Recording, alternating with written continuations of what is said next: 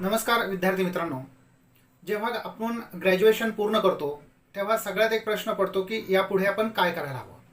काही विद्यार्थी हे पुढचं शिक्षण घेण्यासाठी महाविद्यालयामध्ये प्रवेश घेतात, काही इतर शाखांमध्ये जातात आणि काही विद्यार्थी विचार करतात की शिक्षकी पेशांमध्ये किंवा बी एड या संदर्भातला आपण काही कोर्स करावं, काही स्किल संपादन करावं, या अनुषंगाने ते महाविद्यालयाला भेट देतात. बी एडच्या संदर्भातली अनेक माहिती जी आहे ती घेतल्यानंतर नेमकं बी एडमध्ये प्रवेश करताना आपण कोणती परीक्षा देणं आवश्यक आहे, ज्याला आपण प्रवेश परीक्षा असं म्हणतो, त्या संदर्भातला सिलेबस कसा आहे, त्याचा एक्झाम पॅटर्न कसा आहे, किंवा एक ठराविक पुस्तकं जी आहे ती आपल्याला कशा पद्धतीने त्याचं वाचन करावं लागतं, या संदर्भातली सगळी माहिती आज आपण या व्हिडिओच्या माध्यमातून पाहणार आहोत. परंतु या पहिल्या भागामध्ये आपण नेमकं एक्झाम पॅटर्नच्या संदर्भात चर्चा करणार आहोत. तर जे विद्यार्थी नवीन असतील, ज्यांनी अजूनही माझं चॅनल सबस्क्राईब केलं नाही, तर त्यांनी नक्कीच माझं चॅनल सबस्क्राईब करा, जेणेकरून एज्युकेशनल अपडेट जे आहे ते या माध्यमातून तुम्हाला मिळत राहतील. चला तर अधिक वेळ न घेता आपण CET जी आहे एक्झामच्या संदर्भात, एंट्रन्स एक्झामच्या संदर्भात जो काही एक्झाम पॅटर्न आहे त्यावर आपण चर्चा करूया.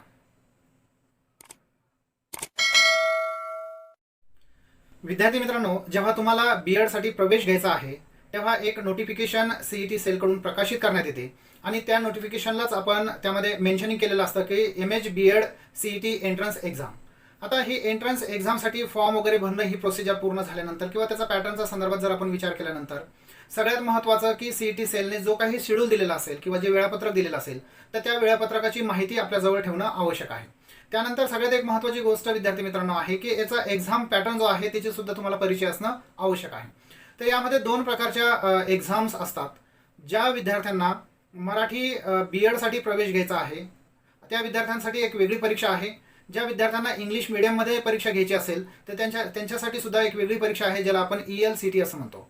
म्हणजे बी एड एक कॉमन CET आणि त्यानंतर ELCT, दोघीही एक्झाम ज्या आहेत त्या एंट्रन्ससाठी किंवा प्रवेश प्रक्रियेसाठी अगोदर ती राबवली जाते CET सेलकडून. आता यामध्ये दोन फरक असा आहे की जर मराठी मीडियमसाठी जर तुम्हाला प्रवेश घ्यायचा असेल तर तुम्ही बी एडची एक्झाम्स जी कॉमन एंट्रन्स टेस्ट आहे मराठीसाठी ती घेऊ शकतात.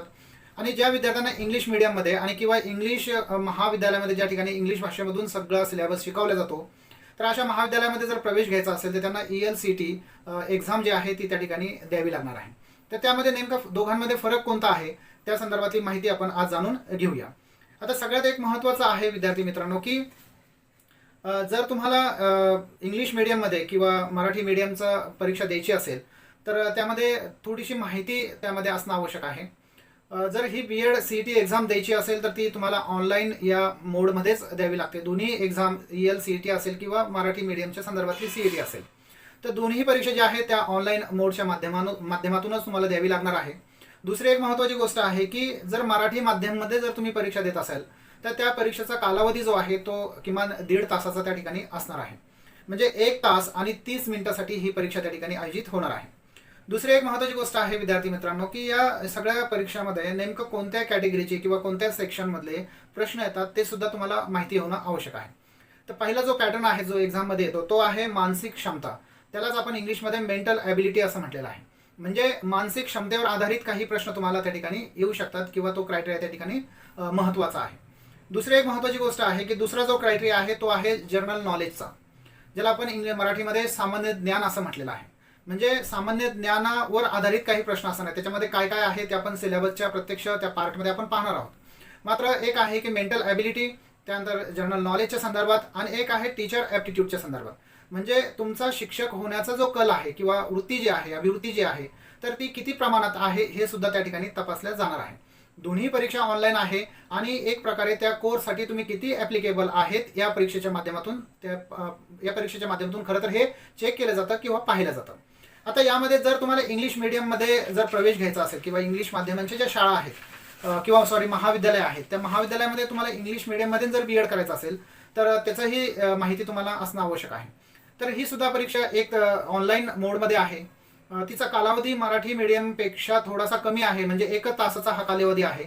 आणि यामध्ये जे सेक्शन किंवा कॅटेगरीमधून जे प्रश्न विचारले जातात तर ते वेगवेगळ्या स्तरावरचे ते प्रश्न आहेत. त्यामध्ये सगळ्यात एक महत्त्वाचं आहे की रिडिंग कॉम्प्रेन्शन, ज्याला मराठीमध्ये आपण वाचन आकलन असं म्हटलेलं आहे, त्यावर आधारित काही प्रश्न त्यामध्ये विचारलेले आहेत. दुसरा एक भाग आहे की व्होकॅब्युलरी फोकस, म्हणजे एक प्रकारे शब्दसंग्रह तुमच्या जवळ किती आहे इंग्रजीचा, तर तोही त्यामध्ये विचारलेला आहे.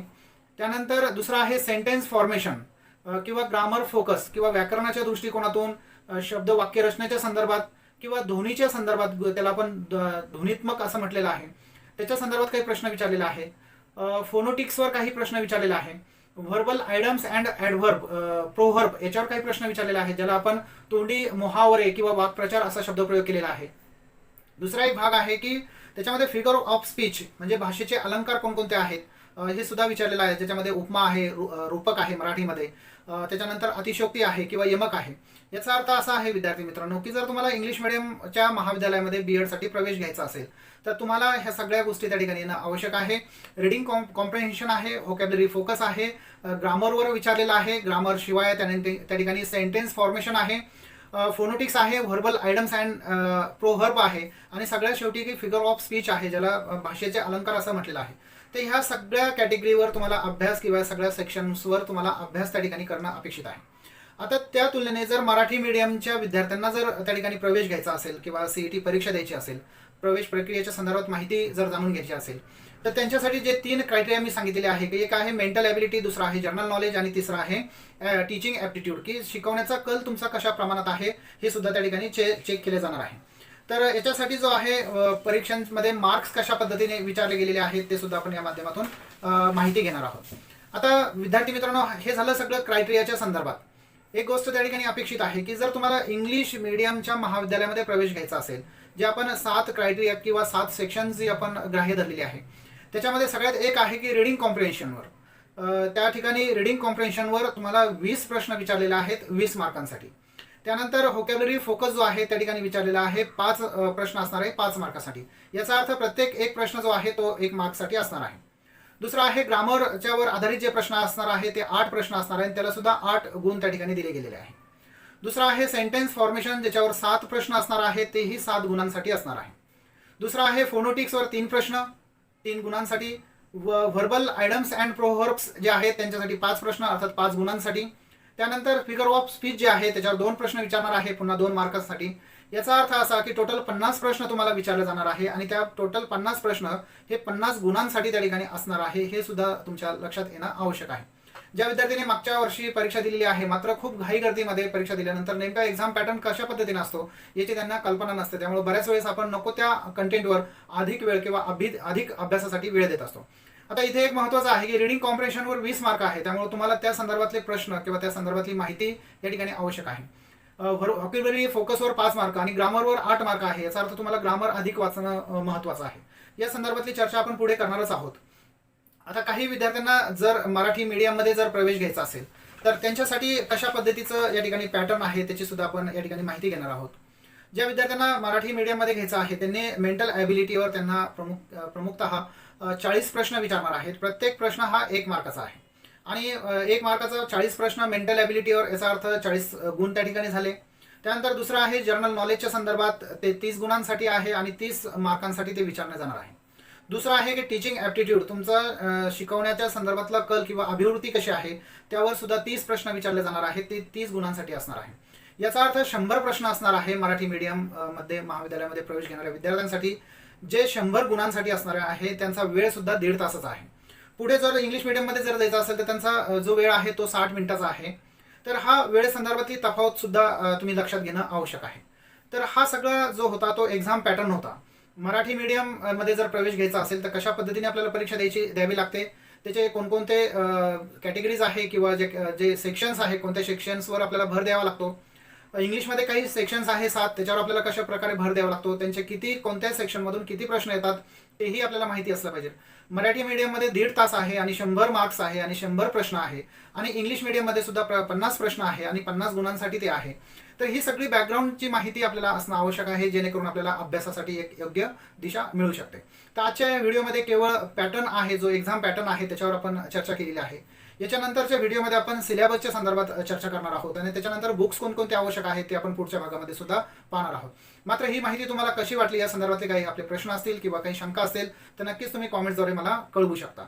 दुसरी एक महत्त्वाची सूचना आहे की याच प्रकारचे काही एज्युकेशनल अपडेट तुमच्यापर्यंत पोहोचवण्यासाठी माझं चॅनल लाईक करा, शेअर करा व जास्तीत जास्त गरजू विद्यार्थ्यांपर्यंत तो पोहोचवा. चला तर आणखीन या संदर्भातलाच एक व्हिडिओ मी तुमच्यासमोर घेऊन येणार आहे. तोपर्यंत मला परवानगी द्या. जय हिंद, जय भारत.